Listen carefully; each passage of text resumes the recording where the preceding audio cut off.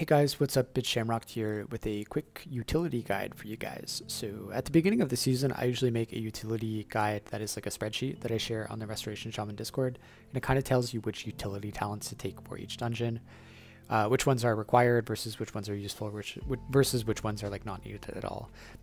So with that being said, I actually was just thinking, because some people were asking in the Discord earlier about this, and I feel like it would be useful to just have like a video on this. It'll only take me a few minutes to make, so I'm kind of questioning why I didn't just do this in the first place. But it's still midway through the season. There's lots of keys to do in the future, so maybe this will help you out. So I'm just going to go through the keys one by one. I'll probably cut the video so it's just nice and quick. All right, let's start with the first dungeon, Ara Kara. So for Ara Kara, this is the build I would run. I'm also going to put the import strings into the description for each dungeon, so you can just copy that. Just keep in mind it's going to be my build on the right for like my actual healing build, but you can just use that as a starting point for your left tree, and then you can at least like screenshot it or do whatever. It might just help you out. But anyways, yeah. So starting with Ara Kara. So Ara Kara, just a few important things. You're definitely going to want seasoned winds. It's going to help with the there's a lot of nature interruptibles throughout this dungeon, and pretty much all of the damage that you take is nature damage. So this is just going to help with your natural DR, assuming that you are interrupting on cooldown, or at least close to on cooldown. Next, you definitely want Poison Cleansing Totem for this dungeon. Poison Cleansing Totem is very, very useful for the first area. And in addition to that, you're going to want Totemic Recall as well, because Poison Cleansing Totem is now on a 2-minute cooldown. So even though it's very powerful, you sort of have to be stingy with how you use it. And then thankfully, Totemic Recall gives you a free use. So this is going to help you out in the first area. It's going to help you out in the second area, if any, and in the third area, if any kicks get missed for the poison volleys. And then it's going to be an extremely big help on the last boss, giving you like a free way to clear the entire group's poisons if unfortunately you don't like have any poison dispels in the actual group. And then lastly, just a quick mention, since you don't need improved Purify Spirit or Tremor Totem, definitely make sure that you're taking Elemental Resistance, as this is going to help with your group's nature damage resistance throughout the dungeon, especially if you're running a Healing Stream Totem. Okay, next one we have is Mists of Tirna Scythe. So this is what I would run for Mists. It's the ones that I would mention are Jetstream. This is going to help on the first pull. The root that the Tirna Scythe villager, which is like the really tall guy on the first pull, he's going to put a root on a player every so often. And if you're running with any players that can't clear that root on themselves, it's going to do a lot of damage and immobilize them so they can't DPS. So if you run Jetstream, using Wind Rush on that person who gets rooted is just a quick way to clear them. And then you can even use Totemic Recall right away to like get a second use out of it, which is pretty nice. You absolutely want Tremor Totem in this dungeon. It's basically required for the first boss, just makes it a lot easier. Don't forget that you can also recall it if needed, so that you get 2 uses in one phase if that phase 1 is going too long and you anticipate getting an extra fear. You could also potentially run Purify Spirit for this dungeon, as there is curses in the first pull. However, in my experience, it's definitely not worth it. Usually the curses are going out as the pull is dying anyways, so it's not really that necessary. And then lastly, you are absolutely going to want Poison Cleansing Totem if you're pulling the Reavers in the last area. Those are the big like stinger bee birds, whatever you want to call them, that fly around. They're actually a pretty good count. They're easy to pull on top of like the other big pulls that you're doing. So most groups will do them. So running Poison Cleansing Totem just makes it so their damage is pretty much basically don't have to worry about it. And then you can also once again use Totemic Recall to get a free use out of Poison Cleansing Totem. But yeah, so that's Mists. Let's move on to the next one. All right, next we have Dawnbreaker. So Dawnbreaker is a dungeon with a lot of damage. So this is what I would run. A few things worth mentioning.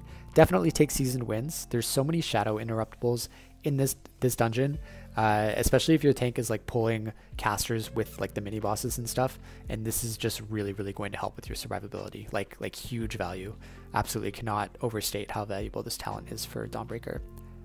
Next over here, you don't need Elemental Resistance or Tremor Totem, so you're going to want to take Improved Purify Spirit. This is going to remove curses that go off in case you can't get any interrupts.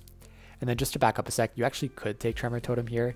The mini boss as well as the second boss do a fear if you're standing in the tank circle that goes out. However, nobody should be standing in that, so in my opinion, you probably don't need to take this, but you could if you were really worried about it.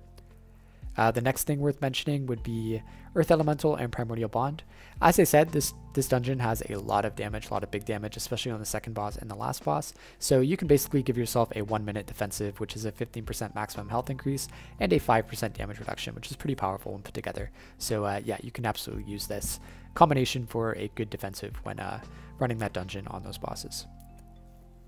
Okay, next we have Siege of Boralus. So there's actually quite a few utility points you can take here. However, it's not required to take all of them if you have someone else in the group who can cover them. So I'll go through them one by one. First is Curse Dispel. There's a few mobs in the second area that are going to put a pretty nasty stacking curse on the tank. So just make sure that at least somebody in the group can get rid of curses just to make their lives easier. Tremor Totem, this is another one that you don't absolutely need, but it is going to help in the area after the second boss with the big crusher dudes. They do like a terrifying slam or something that if anybody is standing in it, they will get feared. It actually doesn't do any damage either, so if you wanted to, you could like tell your melee DPS that you have Tremor Totem so that they don't have to move, and then you can just pop it. Sort of like if you remember doing that for Razan back in Season 3 of Dragonflight. Next we have Purge. So Purge, once again, it's one, like if at least one person in the group has this, it's better, but it's also not needed if you're not going to miss any kicks. But basically the Wave Shapers do a cast called Watertight Shell, and it puts a shield on one of the mobs, and when that shield expires, it stuns everybody in the group. Can definitely cause a wipe, so if that kick gets missed, this is a way to deal with that mechanic, it's just by purging. But if you have like a Blood Elf in the group or somebody else that can purge, then you don't have to worry about this talent. And then lastly, Poison Cleansing Totem. There's a few mobs right before the third boss that put a stacking poison on the tank. It's not required, but it's suggested that if there's no other poison dispels in the group, you should take this to help them out. However, all you need is one poison dispel for this, so if anybody else in the group has it, you can free up this point and use it elsewhere. Okay, next up on the docket, we have the Stonevault dungeon. So Stonevault, there's a few things worth noting. Probably take season wins. There's a lot of shadow interruptibles in this dungeon that are, once again, just going to help with your DR, especially the pulls with the despoilers, which are those big scary shadow dudes that do a lot of AoE damage. You can actually, if you can get a few interrupts in there, it'll just help with your survivability with those. You are probably going to want to take Improve Purify Spirit as well. There's a lot of curses in this area, or in this dungeon, especially in the first area. So being able to deal with that is absolutely necessary. And then I would also suggest as a utility, make sure you take Windrush Totem as well. It's going to help on the Forge hand boss, the two Forge guys, the speakers. When they do the vents, if you have to move, Windrush Totem will just help the group move to where they need to be. And don't forget that you can recall it for a second use of Windrush Totem as well. Okay, next we have Necrotic Wake. So Necrotic Wake, there's a couple of things. Definitely take seasoned wins if you can afford it. However, this is kind of a flex point. There's a lot of shadow and nature interruptibles that will help with the DR throughout the dungeon. However, there's also a lot of just like physical damage in this dungeon that seasoned wins does not help with. So I would suggest taking it, but if you don't want to, you don't have to. Tremor Totem, I absolutely suggest taking this. If you miss any kicks on the Marauders, they're going to fear whoever's in their circle. So the nice thing about the Marauders is that if you're standing far enough away, you will not get feared even if other people do. So that's, a perfect time to drop Tremor, because unfortunately, many years ago they changed it so that you could not drop Tremor Totem while you're feared. So unfortunately now it's an ability that you sort of have to use beforehand, knowing you're about to get feared. So anyways, this is a good one because you can actually stand far away from the Marauders and don't worry about it. So you can just, sort of be the hero if anybody else gets feared. Next, you want to take Purge. If you're pulling Nerzuda, who's the mini boss, which most groups do at this point, you're going to be able to purge the Dark Shroud that he does. However, this is another talent where if anybody else in the group is able to take a Purge, then you don't really have to worry about it. But if you're the only one, then absolutely take it.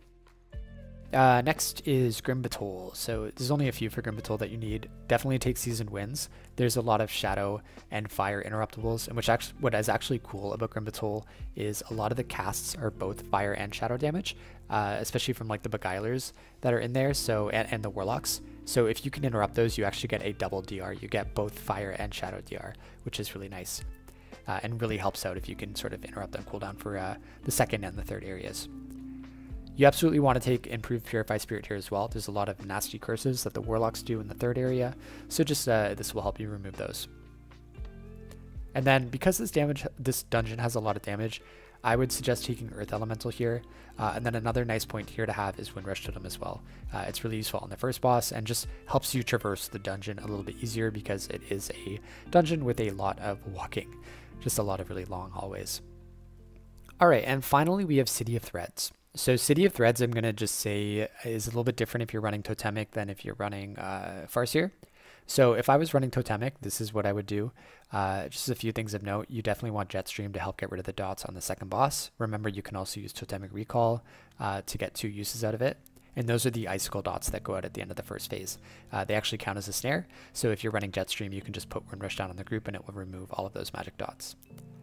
Next, you want Poison Cleansing Totem for the... it's actually useful for the very first couple of pulls. There's a stacking poison that goes on the tank that hurts quite a bit, but also more importantly, this can be used for the mini boss, the Venom Shell guy, who is right before the third boss. And you can actually get 2 uses if you're using Totemic Recall, and usually he dies before the 3rd use, so it's perfect for that. Lastly, you absolutely want Spirit Walk. This is going to help you get rid of the root on the last boss.